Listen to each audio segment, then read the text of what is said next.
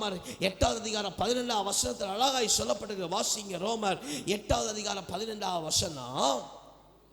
அன்றியும்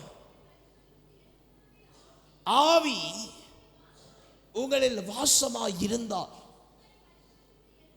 எழுப்பினவர் உங்களில் வாசமாய் இருக்கிற ஆவியினாலே சாவுக்கு ஏதுவான உங்கள் சரீரங்களை உயிர்ப்பிக்க போதுமானது. அல்லேலூயா, அல்லேலூயா, அல்லேலூயா.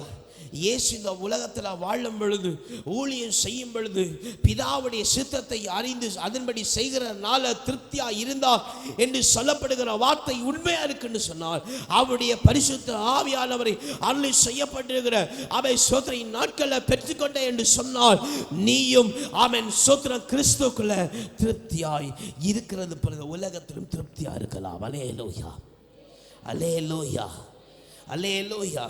கடைசி ஒரு வசனத்தை மட்டும் வாசிட்டு போயிடுவோம். யோவான் 20வது அதிகாரம் 21வது வசனம். யோவான் 20வது அதிகாரம் 21வது வசனம்.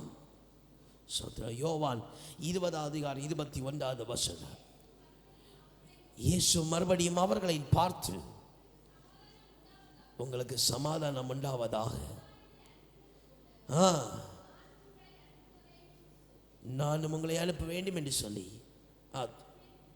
அவர்கள் மேல் ஊதி பரிசுத்த ஆவியை கர்த்தர் கொடுத்து அனுப்பினார். அல்லேலூயா, அல்லேலூயா.